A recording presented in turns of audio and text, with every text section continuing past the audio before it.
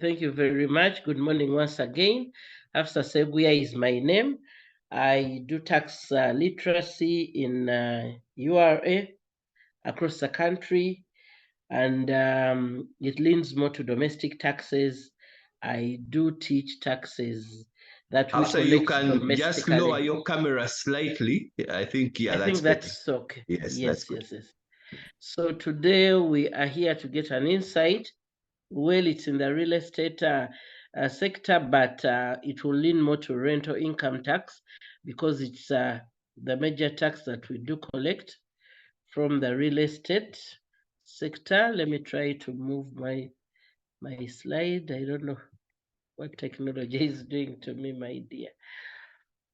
Hold on a bit. Let me see. Yes, thank you very much. I think the slide, this is the outline. We are going to discuss, and the discussion will rotate around here. Then if it spills over, it will be okay. But this is what I had prepared. What we do as a URA, then the taxes applicable to the sector, some few definitions here and there, and the players in the sector, then some differences that normally confuse our clients in computation of rental income tax, and some examples and probably penalties that may come by, and maybe how you can get URA. Ideally, URA was established in 1991 by an act of parliament, and that was on the 5th of September. So whenever we come to September, that is why you see us performing some activities. We have a hype of activities because basically we are trying to celebrate another year in existence. But what do we do as URA? Our mandate clearly specifies assessment of taxes, collection of taxes, accounting of whatever we have collected to the central government. And we do also collect non-tax revenue. Non-tax revenue is where we have driving permits. It's where we have the stamp duty that we do pick on the different instruments. And I guess real estate players are more familiar to instruments because that's where you'll have the mortgages, that's where you'll have the loans, that appeals more to your sector. And amongst our mandate, we also provide advice to the government, that is Ministry of Finance, on matters of policy that affect the revenue sources that we do collect. And we administer and enforce the different tax laws. Because when you look at domestic taxes, it's really wide. That's where you'll have your income tax, you'll have your pay as you earn, you'll have your VAT, you'll have your rental income tax, you will have your game pooling and betting tax. There's a lot. You'll have your excise duty. So most of these have laws that actually govern their existence and their management. So that is why when we talk about tax laws, those are part of the tax laws that we do manage under domestic taxes. So here we are looking at some of the taxes that are applicable in the sector. Because when you look at real estate, there is a lot. Because before you look at that building going up, you have this land developer, you will have that surveyor, you will have that architect, you will have the engineer, you will have a lot until we reach to that building to be somewhere and standing. So here we have in it, we have the income tax, and ideally if it's a non-individual, we'll be talking about corporation tax. Non-individual is any person who is not an individual, and that's where we'll talk about the corporation tax, capital gains tax. Here, when you've disposed of an asset and there are gains in that arrangement, that is when the capital gains tax comes in. The individual income tax for those directors who could be probably under a certain entity, because if you have a company, ideally, you equally have directors who are supporting the business of that company. Then pay as you earn for those permanently employed in a given entity. Then withholding tax for those who may be supplying certain projects, and whatever they are supplying, has to pick withholding tax, and maybe you're supplying a designated withholding tax agent. Because I should imagine in the real estate, we work with professionals. And once these professionals supply us services, as I said, we have the surveyors, maybe quantity surveyors, we have the architects, we have the engineers, we have the lawyers to draft probably agreements that may come in handy, and all these professionals. So whenever you seek services of a professional, we do not wait for the transaction amount to exceed $1 million. The law clearly specifies that you need to withhold at 6%, even though you're not a designated withholding tax agent. Then you will just submit it to URA by generating a payment registration slip offshore on the portal. Then you pay the withholding tax that you have that deducted from that profession. Then we have value added tax.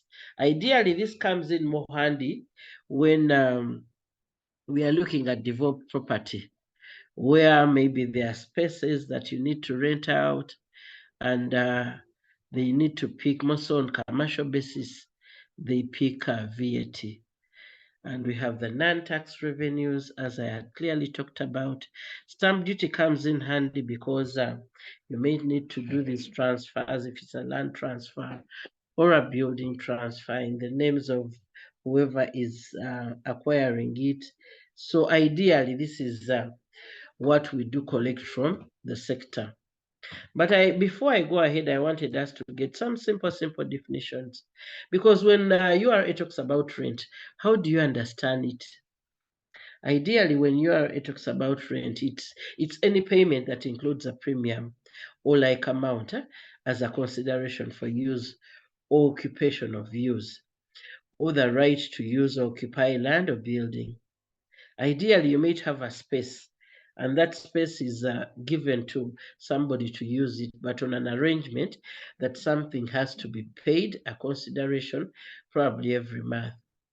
That qualifies to be rent. Then we have a tenant. This is the person who occupies one's property for a consideration. When one is occupying your property, be it land or building, and at the end of the day, there is a consideration that needs to be paid to them. Ideally, the person paying it is a tenant. Then the landlord or landlady or whatever it is a person who lets out immovable property to another person still for a consideration. So I wanted us to just be clear with some of these definitions. And rental income basically is where our interest is as URA, to see who sources rental income, and maybe what is rental income. It's the total amount of rent derived by a person for the year of income from the lease of immovable property, that is land or building, in Uganda, with the deduction of any expenditures and losses incurred in respect to the property. Ideally, when we say immovable property, we are looking at that property that remains in one place. That's why we talk about land and building. You might have land, but actually there is no structure. But you're letting out to somebody, maybe it's a washing bay, it's a garage. They use that space maybe to pour sand, bricks there for sale. But ideally, in the arrangement you have with that person, is they are paying you a particular amount of money on a monthly basis that you do agree or agreed. So ideally, that constitutes rental income tax. So when I'm talking about rental income tax, I will basically look more on Section 5 of the Income Tax Act, that is Cap 340. It gives us a strength to define rental income tax clearly, as you will see. In accordance of this act, a tax will be charged for each year of income and is imposed on every person who earns rental income for the year of income. So ideally, we look at you. You're the person who has this building. You're the person who has this space. But having this space, how much have you collected in a given year? Because when you look at when you're trying to understand the way we assess, we first give you the opportunity to self-assess yourself, because URA is operating a self-assessment regime.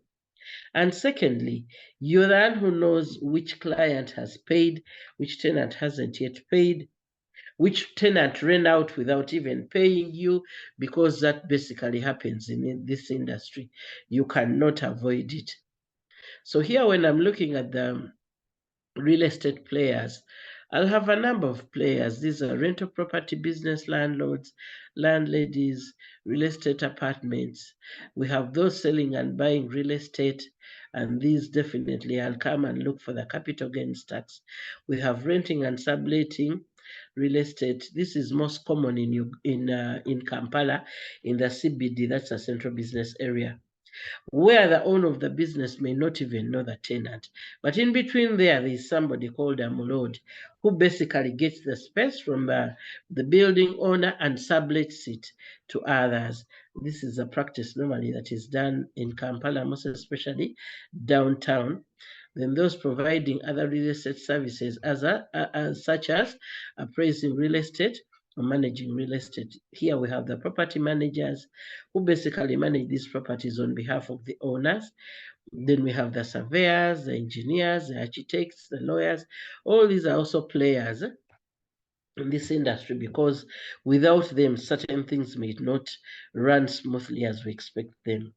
So ideally, when we look at owned or leased property, which is at 75% of ideally what we have on register, then fee or contract basis at 24%. Then our register normally shows low registration numbers compared to the potential business environment in the sector. Ideally, when I look at my rental register, at times we feel, or we have observed, that our registrations are still low according to the economic activity that we see. And maybe the other thing that we also use, we do data mining. We share data with agencies, for example, Ministry of Local Government and KCCA in Kampala. We are basically interested in seeing which are those properties that ideally pay property rates. Because by the time somebody pays property rates, ideally that property is put to commercial use, or you are earning income from it. So that is what we normally want to do, to see how best we can synchronize our registers and see that they are in sync. So here, normally this confuses our clients. When I come to collect rental income tax, and at the same time, KCCA or local government comes in for property tax, normally our clients have a thinking, sorry, that this is double taxation. Ideally, it is not double taxation, because when you look at the way property rates are managed, to me, this side as URA, I am meant to allow expenses that have helped you to accrue this particular income, and property taxes are part of it. Sorry. So basically, this is part of the definition as you will see it. The rental income tax is different from a property rate. The property tax. Rental income tax is paid to URA, whereas the property tax is paid to local government. And when we're in Kampala, it is KCCA, whereas in the municipal setup, it will be under the Ministry of Local Government. That's where you find the divisions, the municipalities. Ideally, rental income tax is only paid when a person is letting out a movable property, that's land and building, to another person, as we clearly said, and letting it out, you should be earning income from that process of letting it out. But property rates is paid by the landlord for the commercial building, excluding residential. Ideally, there was an amendment that was made in the Local Government Act way back. They used to collect property rates from the residences where we actually sleep, where the owner sleeps. So it wasn't in good faith, because you can't collect from my sleep, yet I actually put in money to put up this building, and there is no commercial activity that is happening in the building. So an amendment was done, and now property rates are basically collected from spaces that are put to use where you're going to earn income. Ideally, it's a commercial building. You are earning income from it, other than where I do just sleep as an owner. But so if I have rentals, and maybe the activity that is going to happen in the rentals, you will be sleeping there. Ideally, you're paying for the space to the landlord to sleep. That is when the property rates are going to come in. So ideally, I wanted to take you just a little bit in this year 14-15. In the income tax bill, we provided for the assessment of rental income to be separated. This is the year when we ring-fenced the rental return. Ideally, when one had rental income, they were basically using one return. If you had rental income at the same time you're having business income, we were using one return template, and we were just subdividing it by the fields where you fill in for rental income and where you fill in for business income. So moving forward, an amendment was pushed out, and we had to ring fence the rental income. Reason: we did not want you to use the expenses in business to offset rental income. That was a thought process. We only want expenses that have helped you to accrue this rental income to be used to offset part of this income. So ideally, that is what brought up this particular change in the way you're giving us the return. And basically, that is what we are still maintaining right now. So now this year, the rental income tax rate for individual was reduced from 30% to 12%, because in 2021, 2022, we were basically managing all the rental clients and computing them using one rate. That was 30%. And we were allowing them expenses up to 75% upon verification. That was 2021, 2022. In 2022, 2023, an amendment came out. Then we went back and made a difference. If you're declaring your rental income as an individual, we reintroduced the threshold once again of 2,820,000, and the tax rate for an individual who is sourcing rental income is 12%. From 2020 to 2023, up to date, because we're in 2023, 2024. But for non-individuals, we capped the expenses at 50%. So if you're earning income of certain million in a year, we cap your expenses not to exceed 5 million. So we cap them at 50%, and ideally now the 30% rate applies to non-individuals. So basically, this is what we did. But maybe to emphasize more, expenses that you are giving me that are including VAT should be supported by fiscalized invoices. These are invoices that one has to generate through the IFRIS platform. And IFRIS is electronic fiscal receipting and invoicing solution. IFRIS was introduced on the 1st of July 2020, and up to date we are moving with it. But apparently now, in our tax procedures code, section 73A, it is only VAT registered clients who are mandated to use the IFRIS platform. The others could use it, but they are not mandated to do so. They could use it optionally. But for VAT registered, so in the event that you have spaces, you have that are used for commercial purposes. For example, they are shops, it's an arcade.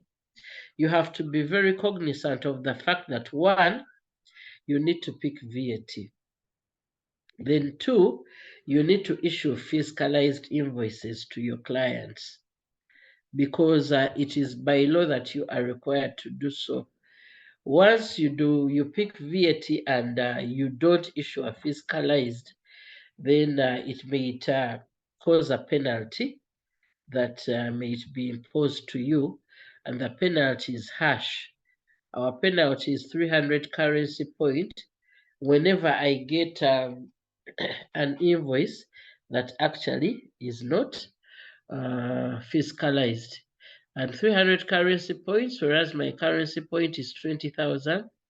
So you'll find myself imposing 6 million as penalty to you, irrespective of the value of the invoice I have seen. So we should be cognizant of that so that we do not land into such issues. So here we are looking at a company that has expenses for the year, and these are the expenses that it has. As you see, we have cleaning, fumigating, casual, generator expenses, utilities, and all that. It has incurred property rates up to 1.3. As I had told you, property rates is an allowable expense when you come to computing income, rental income tax. So ideally, the total expenses for that year are 26.7. But this particular entity had an income of rental of 40 million in the year. As we clearly mentioned, we cap the expenses at 50%. So here we are capping the expenses at 50% of the income, which is 40 million. So the expenses I expect to allow for that given year should not exceed 20 million. So what we do here, we just remove the 20 million from the 40, and the balance is 20. We subject it to 30%, which is a non-individual rate. Then the rental income tax we are going to collect for that year is 6 million. You will ask me where the balance goes. So when you are counting the 6.7, you're free to carry it forward to the next year as a balance carried forward. But for that specific year, we are allowing only that. The reason why we are doing this, when I allow everything, you may end up not collecting from these players, because at times the expenses might even eat away the rental income tax, the rental income they have generated for the year. So for purposes of collecting, that is why the capping happens. So here we are looking at another computation for an individual earning 10 million in a year. And when an individual is earning 10 million in a year, I wanted you to just appreciate in 2020, 2021. This is how we are computing. An individual had a tax rate of 20% and was enjoying a threshold of 2.82,000. So ideally, this is how we are meant to compute. We remove the 2,820,000, which is the individual threshold from the 10 million, then whatever balance has to be there, we are going to see how we are going to subject it to the 20%. In the event that this particular client already had a mortgage, a running mortgage, it was very clear that interest on a mortgage would be a deductible expenses that we are allowing. So that is how we were computing. So when we came to the year 2021, 2022, what I have told you, the computation was the same across the board. Whether you're an individual or a non-individual, it was ideally the same. we were just generating your gross rental income for that year, then allowing you 75% expenses, then whatever is the balance, we're applying a 30% rate. So ideally, that is how we were doing it, to see how best we can manage your tax affairs. So these are some of the issues that we need to take care of. Interest on mortgages is treated as an allowable expense, provided the mortgage was received in the registered client's names and was equally used in further development of the property that generates rental income. The due dates for payment of taxes equally double as filing dates. For example, if you're supposed to file your provisional return if it's an individual, by the 30th of September, ideally we make an assumption that as you file, if there's any resultant tax, you're going to make it good at least by 30th of September. Same applies to a non-individual. If I expect your return, the provision by 31st of December, I expect the payment to come through by that same date, unless you have an MOU arrangement where we have the installment payment arrangement agreed with URA and an MOU is signed, then maybe we will get the amounts in bits and pieces. So we have commercial rate, it equally attracts VAT, whereas residential rate does not attract VAT. If you have maybe houses that you put to residential and we are renting them out, but the activity that happens there is basically sleeping in them. Irrespective of how much you source there, we don't expect you to pick VAT from the tenants. Excuse me a bit.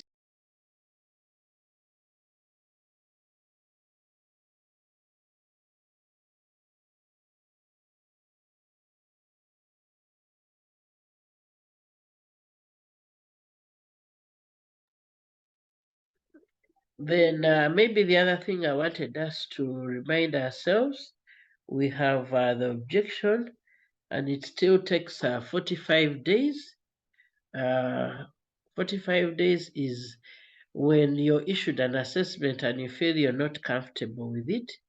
URA gives you 45 days from the receipt of the assessment to see how you can place in your objection. And as you place in your objection, URA is mandated to give you an objection decision within 90 days from when we have received your objection. However, what we've introduced, in case you're uncomfortable with the objection decision still, instead of going to TAT, we have an alternative that we have designed that is called the alternative dispute resolution. And upon receiving the objection decision after the 90 days or within the 90 days, within 7 days, kindly write to us and tell us that you would want to utilize the alternative dispute resolution avenue to see how best you can be listened to by maybe independent people.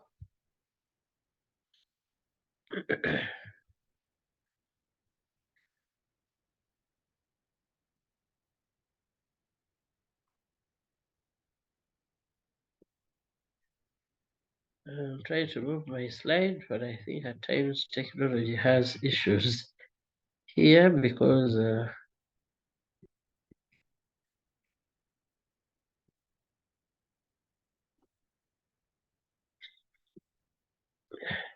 so here we're trying to look at the exempt supplies in this industry. If you're supplying unimproved land, ideally that one doesn't pick VAT. If you're supplying accommodation in tourist lodges and lodges located up country, there we don't pick VAT on accommodation. If you're supplying accommodation in tourist lodges and hotels inside a radius of 50 kilometers from the boundaries of Kampala, this was just a COVID measure that was put there to promote maybe the hotel industry then, because of COVID-19 at that particular time. And if you're supplying by way of sale, leasing or letting out immovable property other than sale or lease or letting out of commercial property, sale or lease or letting out of parking or storing of cars or vehicles, lease or letting out of hotel and holiday accommodation, sale or letting out of periods not exceeding 3 months, and lease or letting out of services apartments. Ideally, if it's not this, then it won't pick VAT. Ideally, I don't know whether we can go through this.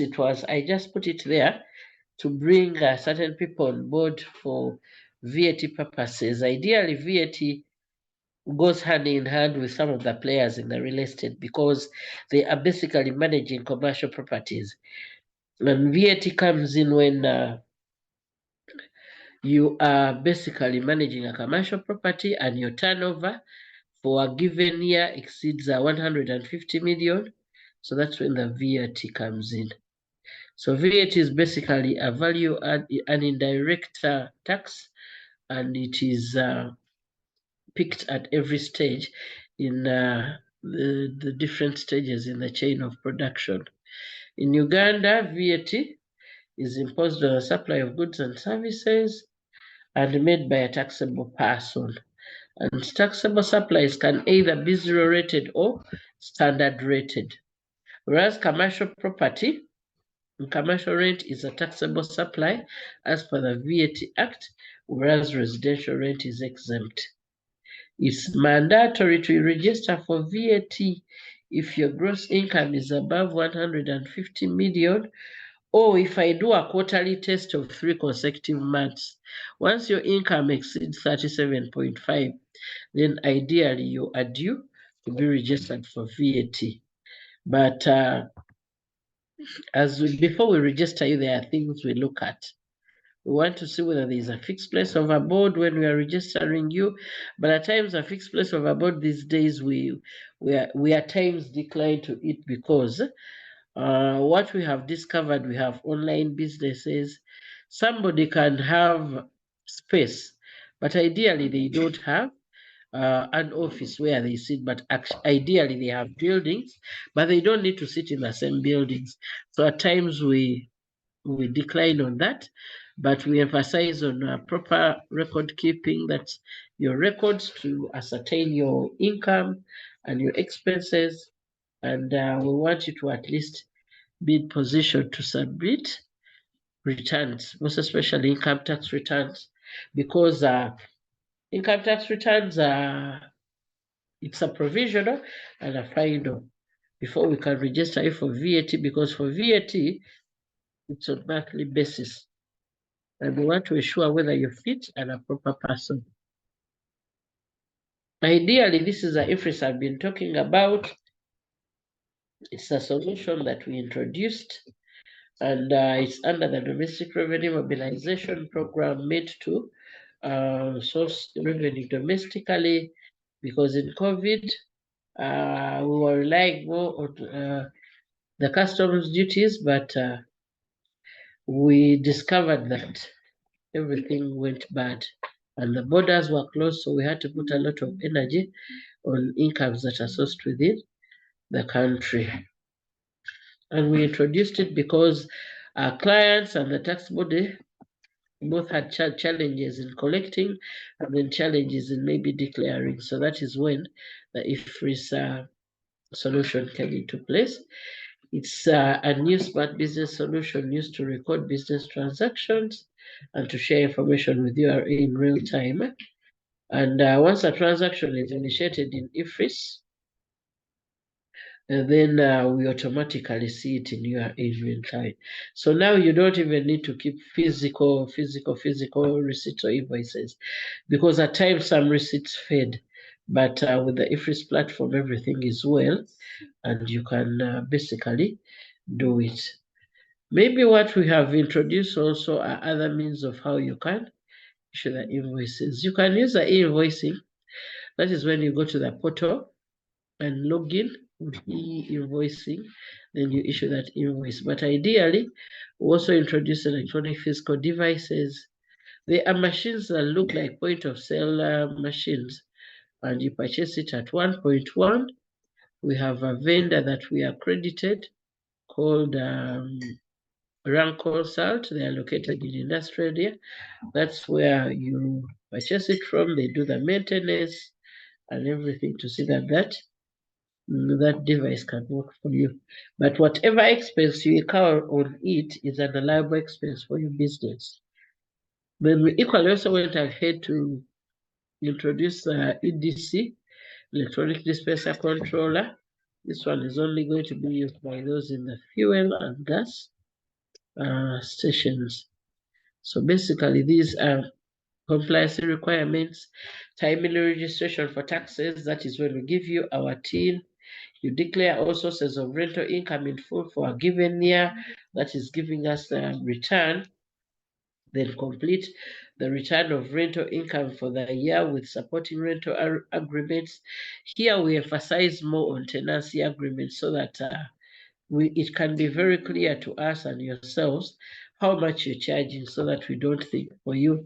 You keep up to date with any new tax provisions as they may come through. Then at the end of the day or the year, you submit your returns. These are income tax returns after it all. So this is basically compliance, and maybe what we intend to do as in URA. We are rolling out, I think in early November, we are rolling out a web-based return form, because ideally the return form you have been using is Excel-based. But for Excel-based, at times some clients are not comfortable in filling it. So we are rolling out a web-based return form for rental income. But the difference in what you have been doing is, we need, if you have more than one property for yourself, we want you to declare income of each property separately. Those are the differences you will see in that web-based return form. Maybe we need to get some time towards the end of this month where I can come back and probably show you how it is going to work out, so that by the time the month ends, when you get into the following month, you are very clear of what you need to do. We need to get some time. So these are just rights that come through. Tax education is your right. We need to teach you. You need to know stakeholder engagements. These are continuous engagements we do. We expect a cost-effective tax compliance environment where we have online registrations that we already have, various payment platforms we have. We have increased visibility. We have 52 domestic taxes offices located, and we have the BMS, that's a block management system in Kampala Metro, whereby they are sitting in one place and nearer to you. That's at the Boulevard, opposite Post Office, Kampala Road. We have the call center services and social media. Call center is when you can call us using the toll-free 0800 11 7000, 0800 21 7000, and the WhatsApp number is 772 14 code 0. Then we have private ruling for transactions where tax implication is unknown. Normally, if a client is not clear or not convinced with our interpretation of a particular section, when we are probably assessing them, they can apply for a private ruling, where our unit in business policy looks at the scenario and looks at the current law, then rules, because that private ruling is basically attached to that particular entity. It does not apply to others. Then we have the tax dispute mechanism that I talked about, ADR. These are some of the benefits of compliance. You avoid penalty and interest. You avoid estimated assessments. You benefit from facilities like withholding tax exemption, fast tracking of tax clearance certificates and VAT refunds, improved client relations with URA. Maybe what I wanted to emphasize here, when we say avoid penalties and interest imposition, I wanted probably to remind clients that if by 30th of June 2023 you had an outstanding liability, and within the liability you had a principal tax, you had penal tax, you had interest. You have a policy amendment that was read out this year that if you could clear this principal by the 31st of December 2023, if it's paid up, we are going to waive the penalty and the interest automatically in the system. So kindly, you can utilize that window, come to URA, and we see how best we can help you. In between now and 31st December, you can choose to clear the principal in installments. It's well okay, so that we can be saved from the burden of interest and penalty. So these are the don'ts that we do not want to probably be caught into. Late filing, failure to maintain proper books of records, failure to provide information, false and misleading statements, when you underestimate provisional tax, failure to apply for registration. Ideally, all these are chargeable to a penalty. So this is our tax office, the rental office is at the URA Tower below Sendaula Hall. These are, I've already read for you the toll-free numbers, and if you wish to send an email, kindly send to services@ura.go.ug. Thank you very much. Thank you so much, Hafsa, for that insightful conversation. We should put up the page of the contacts just once again so that people can be able to capture them. I'll also ask Derek to just post those contacts in the chat box. Yeah, Hafsa, thanks for an insightful conversation. I think a couple of us felt like it was kind of overwhelming information, quite a bit of information, a lot possibly a number of us may not have known. But I think, as Hafsa has rightly said, the starting point is to be able to say you know what you are supposed to do, because there is quite a big penalty of not knowing what you are supposed to do. If you find yourself in Hafsa mentioned the window for penalties being waived off your account for the next, now possibly 2 months, and people who don't know about that window may miss out, yet it is a handout by URA to say how can we be able to get onto the same page. So we just have about 30 minutes for a couple of questions. After there are a number of questions which have come through the chat box. I will read a couple of them. And if you would want to ask a question, please put up your hand and we'll give you an opportunity to ask. Mary asks, please explain the current regime for individual income with regard to rental tax. I think there's a bit you skipped there. So that's Mary's question. We also have, this is Timothy Kakembo saying, thank you, very insightful presentation. Yes, Timothy, we will share the presentation with you. Mr. Iga says, what's the advantage? What advantage does a property owner have in enrolling for VAT?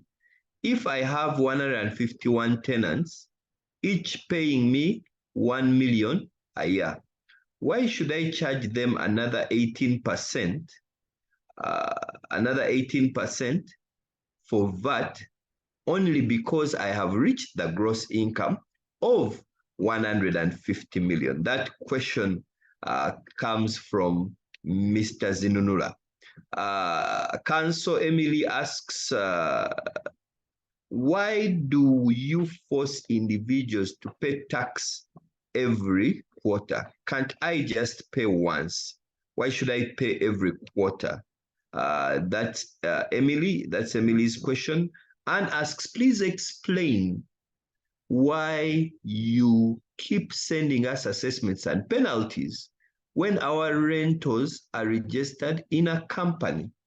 And I think this is the difference between the individual and the company.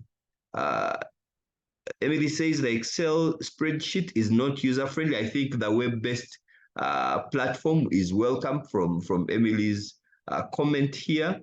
Matthias says, thank you, Hafsa, for the presentation. Is it in order for URA to compulsorily register a landlord and start charging penalties? The purported landlord has no access to this TIN or email.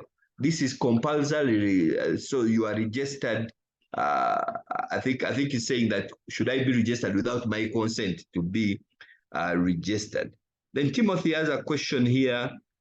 How does a tenant claim tax credit in circumstances where the rent is paid to an entity that is distinct and separate from the landlord? For instance, X is renting from landlord Y, but the rent with VAT is paid to company A, where the landlord is a shareholder. Yeah, great. I think Nabasa says, good morning. When is the next mentorship program and how can one participate?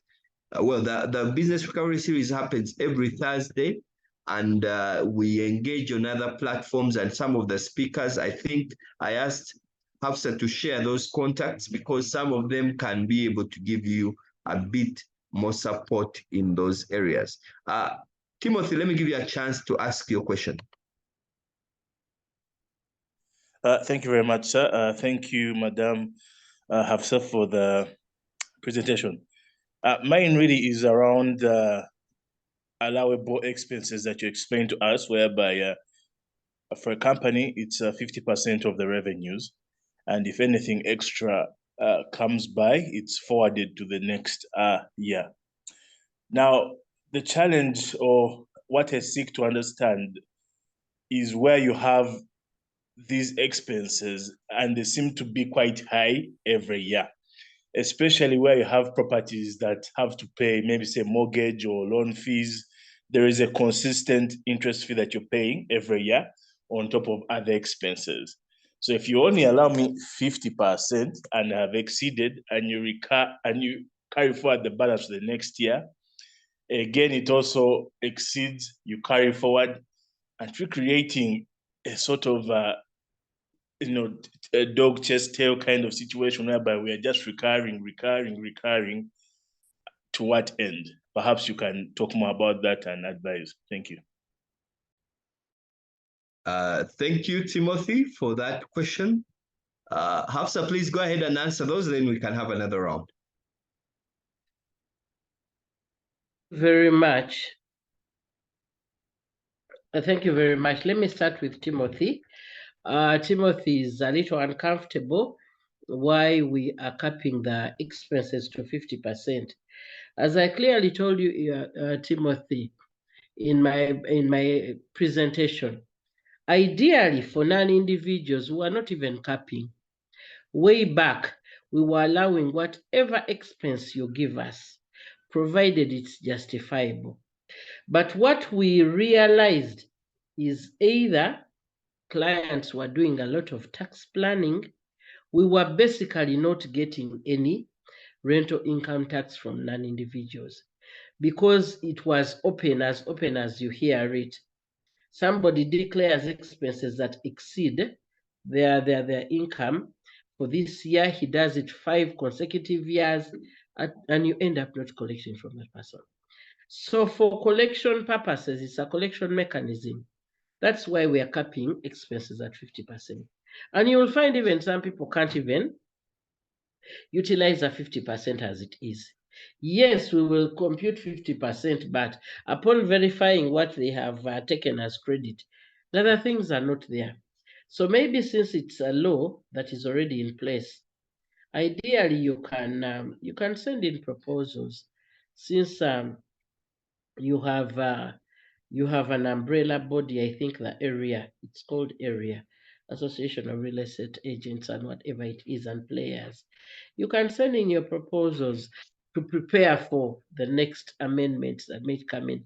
But for rental tax, it has been changing a lot for the last 3 or 4 years. The computations have been changing, and if you're not steady, you may lose out on some. But for now, it's 50% for non-individuals, because ideally even individuals now, we are only allowing them the 2,820,000, which is a threshold.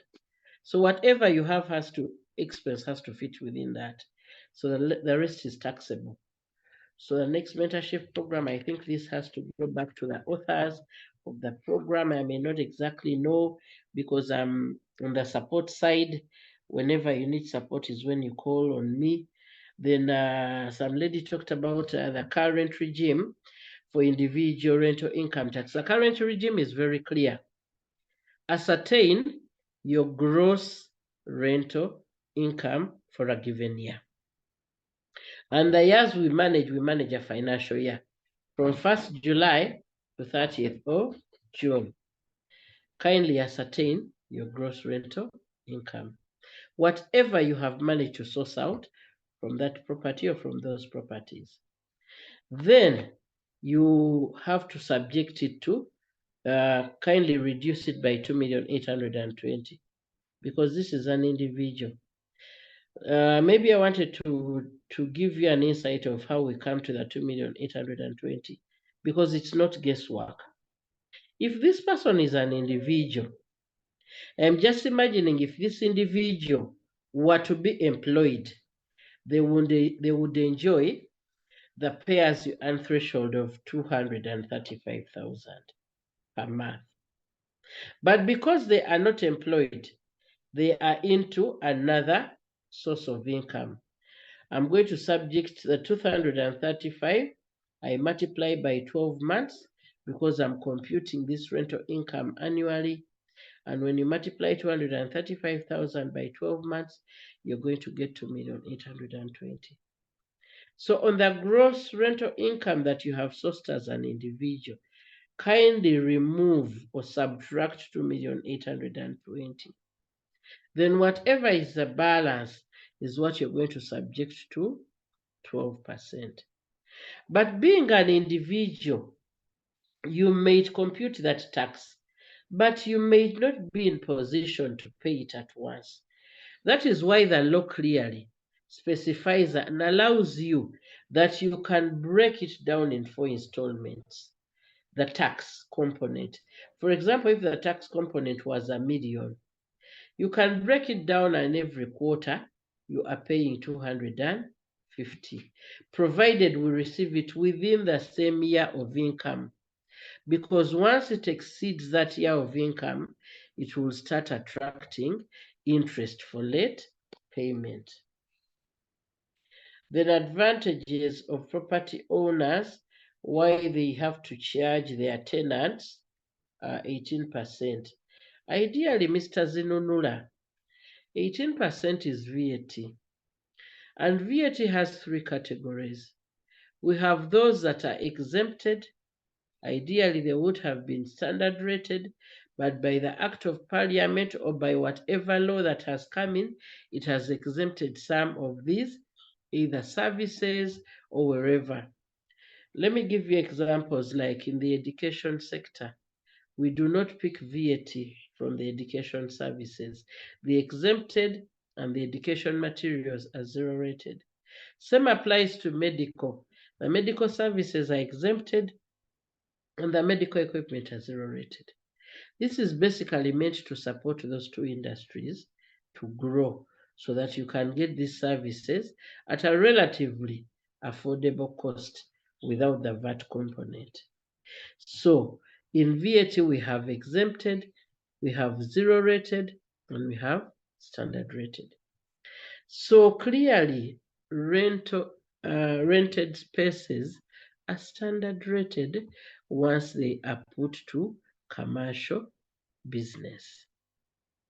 So, like it or not, Mr. Zinonula, if your turnover exceeds 150 and you are supplying rent for commercial purposes, you will be VAT registered. And once you are VAT registered, you are meant to pick this VAT from your tenant. Failure to pick it from your tenant, we will assume you picked it, and we are going to come to you to demand for that 18%. Because in the VAT mechanism, VAT is borne by the final consumer. And you being the person who is supplying the service, you're not the final consumer. That person who comes to sleep in that house, that person who comes to work in that premise is at the end of the day the final consumer, in case they are not VAT registered. So to them, it will be just a normal expense that they are going to expense in income tax. To you, it will be an input credit, and what you will charge to them, it will be an output tax that you will file in your VAT return. Emily was saying, why do we force individuals to pay taxes every quarter? As I clearly mentioned, we don't force, but we put there mechanisms that in the event that you can't give me this money at a go, I am requesting you to break it down in 4 installments as an individual. Because for non-individuals, we give them 2 installments moving forward, in case they can't equally give us the amount at a go. URA sends assessments, yet we registered as a company. Ideally, when URA is sending you an assessment, a notification, it is meant to send to all clients. It's not meant to send to only those who registered as an individual. These are reminders that we send. These are assessments that we send. An assessment is sent depending on whether you have forgotten to file and there is an estimated assessment. Whether you filed less, you underdeclared, and we get hold of some information, we may send an amended assessment to you so that you can probably pay it. But in the event that you're uncomfortable, kindly don't just pay. Reach out to us. If it means putting in an objection, well and good, file that objection so that you pay what you understand and you pay what actually comes from your business activities. One talked about a landlord that we registered forcefully. That at times happens because you could be a landlord and you're sourcing rental income, but you have failed to register. We do not see you on our radar as in the register, the tax register. So the law gives us powers to forcefully register you, having communicated to you and you failed, because we need to level the ground. You need to take your fair share of taxes. If others who are in the same sector like you are basically paying tax, then what exactly happens to you? That is how we come up to assign you a team, then communicate to you. We want to bring you on board as other clients have done. Then the last one, I didn't exactly get it well. That was saying, how does a tenant claim tax credit? I need maybe to repeat it once again so that I can get it well and see whether I can give it the response it deserves. I think that's what I have collected. Yeah, I think that last one was the question here was, if I am a tenant and I have a landlord, but the company which I pay to is controlled by the landlord but is not the landlord, and I want to be able to get my tax credit. I paid VAT, so I want to show that I paid VAT. How can I be able to get one of those? Because the landlord claims it is the company. Ideally, if you're paying VAT within your rent, one, it suggests that this is commercial rent or commercial property. Then you should demand a fiscalized invoice from this person you are giving your money. I don't mind whether it's a landlord operating as a company, but he's mandated to give you a physicalized invoice to show the VAT component that you're paying within this rent. Because one, it is an expense that you need to put to URA to allow you when you're equally also filing. Short of that, if the landlord does not do it well, you kindly reach us on the toll-free numbers so that we can see what is the problem with the landlord. If the landlord is operating as a company, he's still mandated to give you a fiscalized invoice once he invoices you with, or once you're going to pay VAT inclusive. He is meant to give you a fiscalized invoice. That is an invoice that has come through the IFRIS platform. If he fails to do that, kindly reach out to us. Because if you don't reach out, this landlord is taking your VAT, and the VAT is not going to reach URA. That means he's going to eat the VAT. So we want you to pay taxes that are actually going to reach the tax body.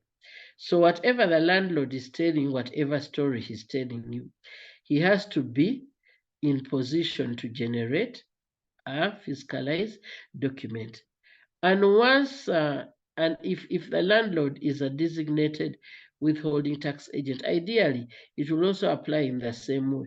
Whoever is supplying him whatever services elsewhere, he needs to generate for them a tax credit certificate after he has deducted the 6%.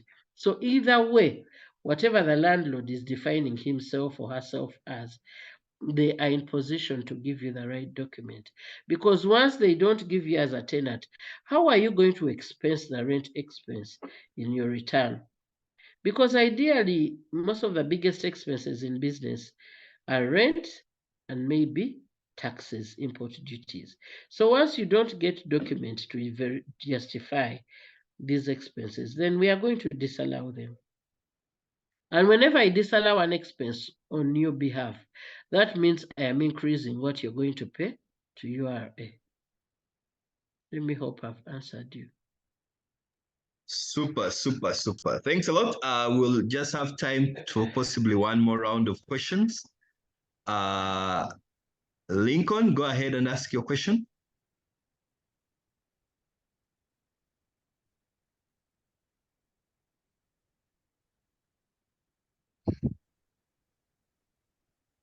Thank you, Hafsa, for the wonderful presentation. Lincoln Basile is my name, and I've enjoyed the discussion, and I have a few insights to make. One is that my understanding is that Section 22(1) CA about interest on mortgage from financial institutions was repealed, and I saw it somewhere in the presentation. So I'm wondering what the basis would be for URA to give us that as a deduction from a rental income tax perspective. Then, among the issues you raised is stakeholder engagements, but my understanding is that URA is aware that the arcades in Kampala are receiving different amounts of money, and they're actually giving us receipts that even don't have details of who is the landlord and so on and so forth. Is URA aware of that? Because me as a tax agent who is representing taxpayers who are ever crying, the boys from Nakawa closing their shops, they have nowhere to run to because they're actually paying the rent, but they cannot claim a credit because the support being given is not sufficient. And the language of engagement is people bakola bye baagala, because I can tell yesterday we had an engagement with the supervisor for an installment plan where we agreed it is 6 months. We signed the minutes and so on and so forth. On approval, they approved the 2 months. And there was no additional engagements before they approved the 2 months when the agreement had 6. What kind of engagement is that? Because this is a regime whereby someone should have some degree of confidence and trust on who they are engaging and how things will work out in the future. Because URA is here to stay and taxpayers are here to stay. My understanding, if I can refer to the URA Client Service Charter, is that you want to serve us at all costs, but the costs at which we are being served of late, I don't think entering a URA office is worth it, because the language of interpretation has changed even when we have sufficient and appropriate evidence in form of facts to support our cases. Then the other issue is we have seen a lot of people who don't have rentals being forcefully registered for rental. And when applications are submitted for deactivation, they are rejected without reasons. And my question is very simple. To go ingewa, because it is like a time wasting. It is an avenue for us to waste time walking in when we are not getting solutions. And the other aspect is we want to appreciate you for the services you're rendering. Thank you. Right. Thank you. Possibly, let me take a couple, Hafsa, then you will come in and answer. Okay. Erabu? Thank you so much, Hasfa and team. I'm Erabu Daniel, Vertex. I wanted some clarity on rental tax. In instance, for instance, I have a booster which is of MTN on my land. How am I going to treat that? A hall, for instance, a multi-purpose hall, I've hired it for wedding. How will it be treated? Is it going to be as rental income or business income on those two things? On the other thing, back on the physical receipting, I wanted a clarity on, one has a hotel and the upcountry. How can and he has not reached the threshold, can he be able to register to get a device for IFRIS whereby he can issue out physical receipts to his clients? Thank you. Great. Thank you so much. Dixon, go ahead.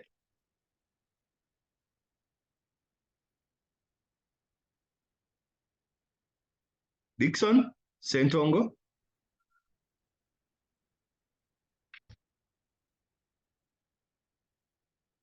Yes, Dixon. Unmute, please. My question is concerning trust issues. Where some properties are registered under trust, how are we able to pay rental tax when those properties are registered under trust? And another question is, when investing in rental properties, we invest a lot of money in terms of construction or buying already constructed properties. Why does the URA give us a tax holiday before they start charging us rental tax? Thank you. Super. And Bira, are you there? Yes, go ahead, Bira.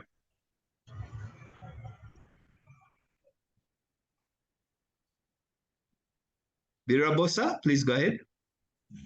Yes, thank you for that.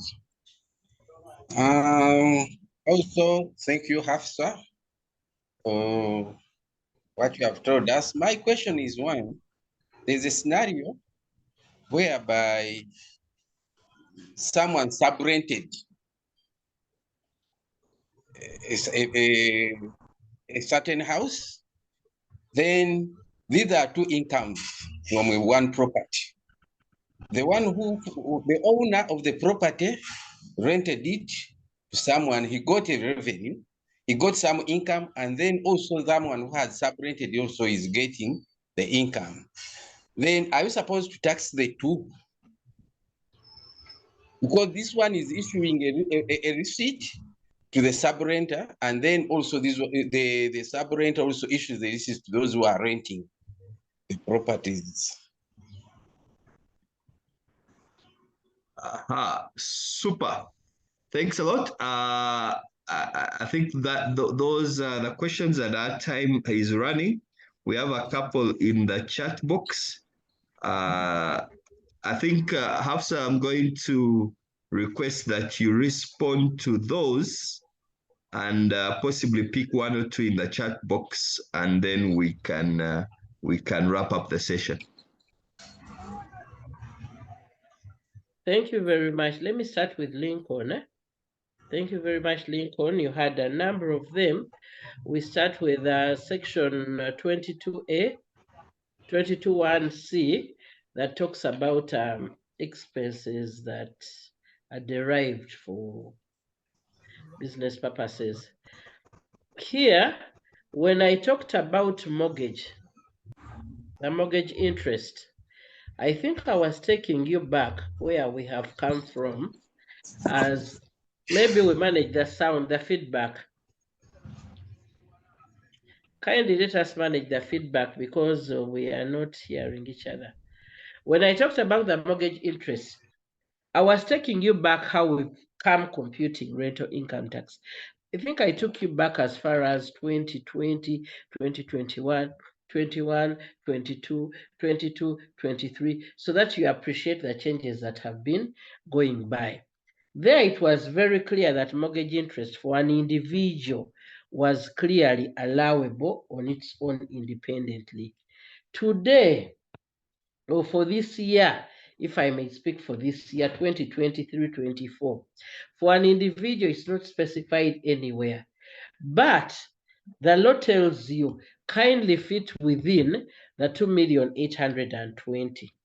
If at all your mortgage interest can fit there, and your property rate payment can fit there, well and good. I was just trying to show you where we came from and how we were computing up to date. For this year, for an individual, mortgage interest is not specified anywhere. Maybe for a non-individual to see how best they can compute it, because it takes us back to one thing. When we were restricting or capping expenses for an individual client at 20%. It was very evident that clients started looking for tax planning in one way or the other. We saw clients migrating from individual to non-individual. Reason because that year, expenses or then expenses for a non-individual were not capped. Whatever you would call an expense was allowable. So I was just taking you through the trends of the years, what has been happening up to what we have currently now. So basically for a mortgage interest as for today or as at 23-24, it's not defined anywhere, but it is you to see whether actually if I'm an individual and trading as an individual and registered as an individual for rental income tax purposes, can my mortgage interest fit within the 2,820,000? Can the property rates fit within there? So everything is left to the client to decide how they want to trade. So I wanted just to make that clear. You talked about stakeholder engagement. Yes, we have done that. And you mentioned arcades in Kampala. It's basically true.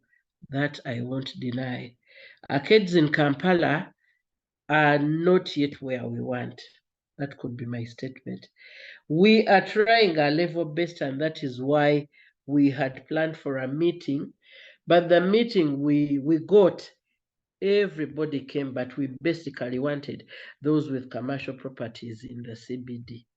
But the advert went wild, and the invite went wild, and we started getting even those with Mizigo. We do apologize, but we are still on it to see that when we get the formula right in the CBD, then ideally this person who is renting and needs the expense well documented won't have a challenge, because now they're having a challenge because ideally we are not yet there as URAs in streamlining. Yes, we are aware, and that is one of the things we are trying to get a solution for. In other words, today we are trying to get what it takes to get those people issue the right invoice, because we are cognizant of the fact that they pick VAT and they increase their rent almost every 3 months, every quarter. But ideally that we are not feeling it coming through their returns.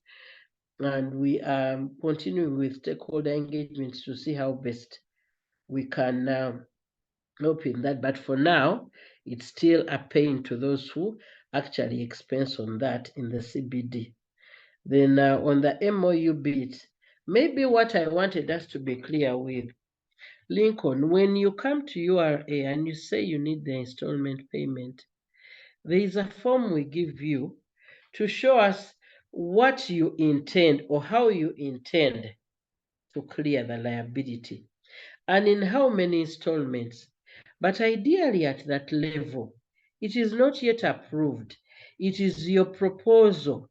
So when you put the proposal onto us, then that is when we revisit it and decide how many installments may it be manageable. Because normally we are looking at which liability is this, how old is it, when don't we want it to exceed. So those are some of the gymnastics. But I still feel, at least if you had applied for 6, at least they would have given you a 4 than the 2. That is what I still feel. I still feel that you need to engage, because I guess if we are in October, the 4 installments are still applicable. You need to engage. Kindly do engage. But at this level, I guess you need to look for the regional manager of the office under your tax jurisdiction and see what went wrong. If my desire is 6 and you gave me 2, what are the reasons that informed that 2? Because by the time I spread liability in 6 installments, that means I'm financially incapacitated. Then when you give me 2, it's as good as giving me 1 or not even giving me. Kindly, it's unfortunate, but kindly re-engage the regional manager of the tax office under your jurisdiction to see what went wrong and can't it be amended. I guess it can be amended. Kindly give it a try. You talked about the client service charter and we want to serve you at all costs. Yes, that's definitely, that is our pledge, but along the way, certain things at times don't work as promised or as pledged. But once you identify them, kindly put them to us so that we can fix what has gone wrong before it becomes bad. You said people who do not have rentals were registered for rental tax. I can't deny, but how did that come up? Way back, I think it was COVID time. We were using data. We were using the data mining, and we shared data from National Water. We shared data from Umeme. We shared data from KCC and local government. So we're trying to see those, for example, National Water. If you have about 5 meters registered in your names, at times we need to know, do you equally sleep in the five residences? We need an explanation from you. Some of them were called and maybe came to explain to us, you know, these 5 meters, one is for my mother, one is mine where I sleep, then maybe that 3 are the ones I put to rental income. So we try to get some understanding, but at times you can try to call people and they don't respond. But still, if you feel you don't have any rental property, kindly make all means to write to us. Make it clear, make it known. Write to us and deliver a letter and have a copy. Make us acknowledge it for your records. Kindly object to this and put reasons. Do whatever you can within your means. I guess somebody somewhere somehow has to address this issue if you've done your part. Then Mr. Irabu Daniel talked about clarity on rental tax, a booster for MTN. These are basically, if you have a booster of MTN on your land, these are basically like the musts we see. You enter into a lease agreement with that company, MTN. Whatever they'll be giving you will be lease rentals. And normally, they pay you in years. They don't normally pay in months because this booster will not be removed the following month. These are lease rentals they pay you. And once these lease rentals they pay you, it is very clear that you need to do what? You need to declare them to URA because it's income that you have sourced from wherever. Then multi-purpose hall. Ideally, if you have a multi-purpose hall, what you're earning from it is called business income. It is not rental income because ideally, for me, I'll come today, I'll do whatever I want in this hall, another comes in the afternoon. Then which tenant are you going to declare in your return? Because it is open space to anybody. Then here you can basically declare it as business income. Then you deduct the expenses that probably you incur to manage this hall, the cleaning, the whatever, and all that. And there you go. And you equally talked about IFRIS. This is an upcountry client who is below the threshold. How can we help him? Ideally, I mentioned that when we rolled out IFRIS on the 1st of July, 2020, it was basically for VAT registered clients. They are the ones the Minister of Finance gazetted. However, we did not lock it. That is why the word is called IFRIS. Electronic, because you're using an electronic gadget. Fiscal, because the transaction you're going to generate will have a tax component. Receipting, for those who are not VAT registered. Then invoicing, for those who are VAT registered, and it is a solution. For this kind of person, if they wish to use the IFRIS platform, they could do the registration, they'll continue with their configurations, then they'll stock in whatever they have. Then at the end of the day, what they are going to issue is an e-receipt because it will not have the VAT component of 18% because they are not yet there with VAT. That's the reason we haven't registered them. Because ideally, we didn't lock it out because, let me give you a simple example. When you look at a supermarket, all those suppliers to a supermarket are small entities here. They are not VAT registered, the majority. But the supermarket will tell them we need a fiscalized document. So what we advise them, kindly register for IFRIS, do whatever it takes in your IFRIS account, and ensure that you are supplying an e-receipt to the supermarket. Because this supermarket won't be able to file their return if the transactions are not coming on a fiscalized document. That is a document that has an FDN, the physical document number. So you're free to use IFRIS, though you're not VAT registered. And ideally, if it's a hotel that is upcountry, it is very clear that upcountry accommodation is not VATable, it's exempt. So ideally, we won't be even picking, we would not be picking VAT on accommodation. Maybe we'll only pick it on the restaurant services moving forward. Then Mr. Dixon, he talked about a trust. you're registered as a trust issues, then you have your investment is high. The investment is high when you're building these premises and all that. Why doesn't URA give us a tax holiday? Let me be very clear, Mr. Dixon. URA does not give any tax exemption. It does not address the holidays. Neither does it address the incentives. It is Ministry of Finance, and it is discussed on the floor of Parliament. It is passed there. Ministry of Finance manages it. By the time the exemptions are given, Ministry of Finance just flashes a list of those that are exempted to URA. URA's work is to implement that. You have received this list, kindly implement as per the list. That means URA doesn't give you a tax holiday. If you feel you actually or qualify or would want to be considered under the tax holiday mechanism or incentives, then ideally, as an association of real estate, all that players, come up with a good proposal that is justifiable and file it to Parliament. If it is discussed and everything passed, Hafsa down here will have nothing to do other than respecting it.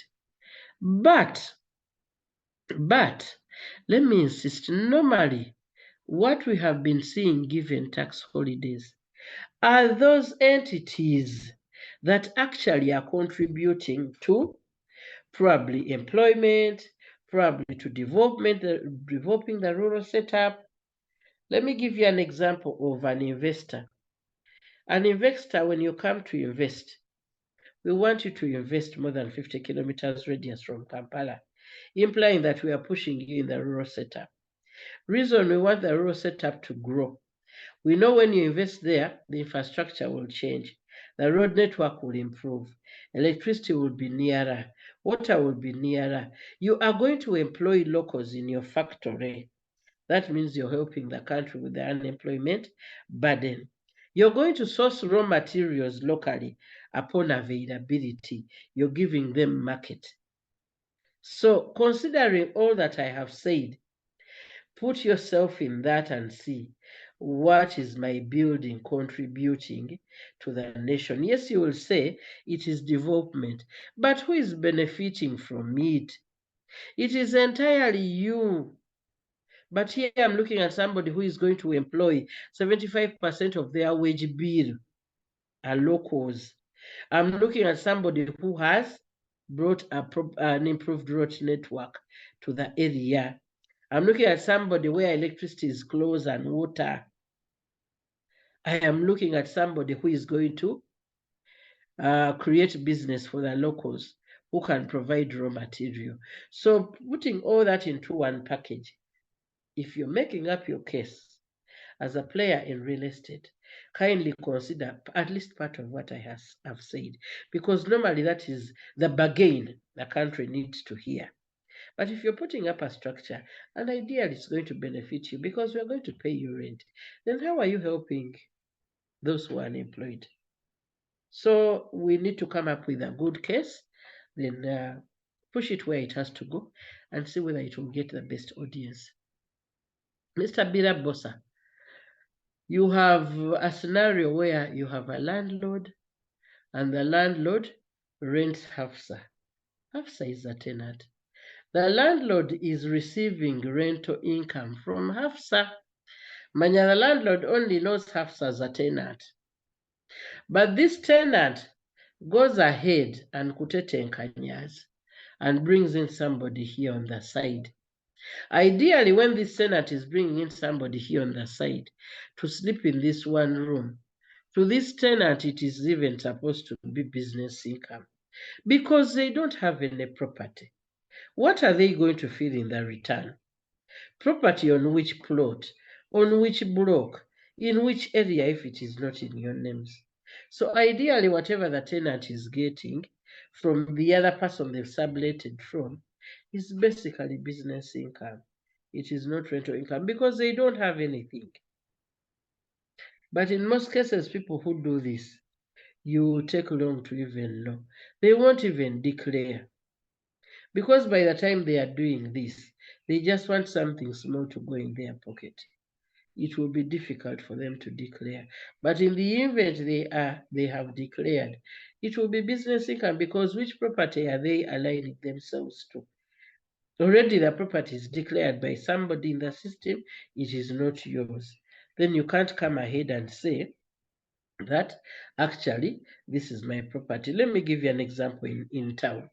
In town, you are the property owner. There is a road in between there, unakwate duka. So they have about 5 shops, and they have agreed with the landlord. The landlord says, I need 5 million per shop. They agreed to yes. When they come to the ground, they are going to meet the Hafsas here who want to work in those various shops. They start charging them whatever they charge them.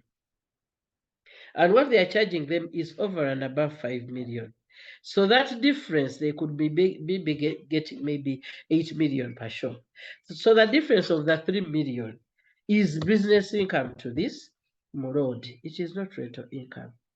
That is why if it's income to a road, at times we may end up charging them on, because that's their commission on having availed that space, because ideally they don't have any space anywhere.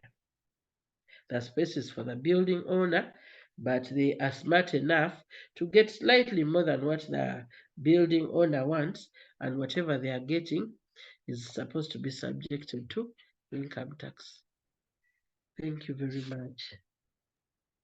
Wow, wow, wow. Thanks a lot, Hafsa, for that submission. Clearly, we need to organize another session, because there are still a number of questions coming through, yet our time has run out. So we will commit that we will have this conversation again, for sure, to address the questions that we have left. And also have an opportunity to be able to continue the conversation. I think what's clear is that there is a lot of learning which we all need to do to understand this sector and to understand what the law says. Because sometimes if you don't know the law, it is hard to get the inspiration of why, or an understanding of what inspires URA to execute in the way it does. Hafsa, I'll give you a minute to just wrap up and make your final remarks. We will be able to, friends, I see a number of questions in the chat box. We won't be able to answer all of them in this session, but we'll commit to organize one more.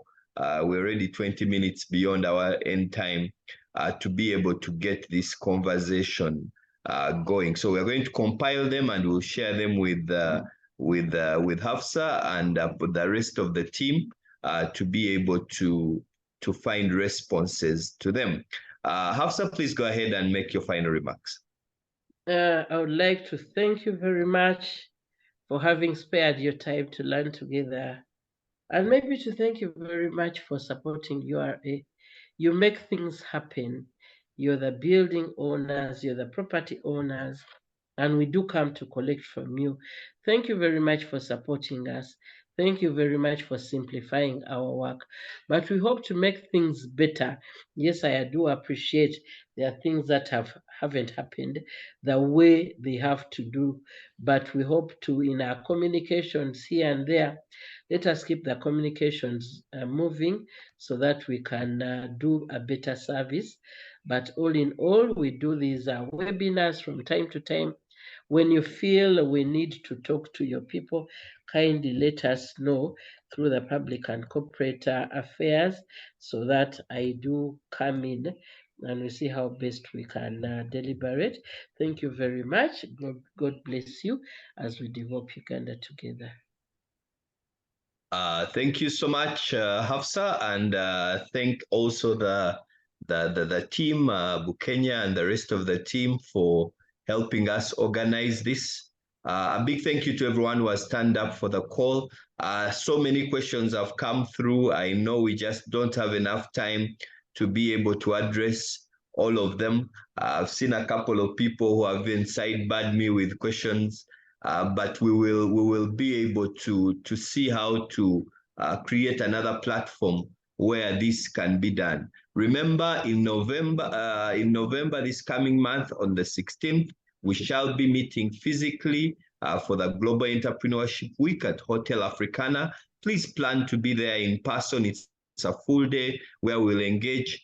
We'll certainly have someone from this is a topical issue, the tax issue. So possibly we'll see if Hafsa, Bukenya, and the entire team can come and join us so that we see you face to face. Hafsa, from what you have heard, a number of us are happy with the work you are doing, but we still feel the pain. People are saying, I've just spent 100 million on a house and it's a loan, and I'm making nothing. At the same time, my allowables are only 50%. There are pains which are there. And as Hafsa said, URA implements the law, but we have to engage our lawmakers so that they can be able to make laws that are friendly to businesses, that can be able to allow us to move. All those are critical discussions.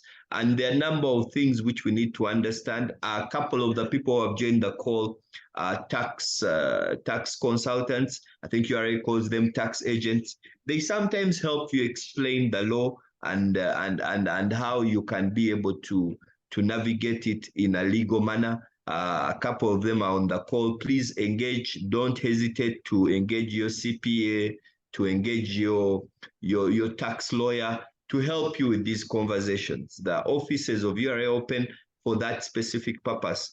As Enterprise Uganda, we will continue creating these platforms so that we can be able to grow. We have, those of you who would be interested in a business health check, where we send someone to sit with you and you engage and ask the difficult questions. That's something which we can do. A link is being posted in the chat box right now by Derek and the back office team, so that you can be able. And sometimes tax is the issue. I mean, the absence of records, it puts you in a difficult place. So if you want to have a business health check, someone, one of our advisors here visiting you at your premises and having an intimate discussion, that's something which you can do. Please just go to that link and register. Hafsa, thank you so much for your time, and thank the entire URA training team for letting the nation know what is happening so that we can make our contribution to building our country. A big thank you, everyone, and have a blessed rest of the day. We'll keep in touch. We'll be back next Thursday. Next Thursday,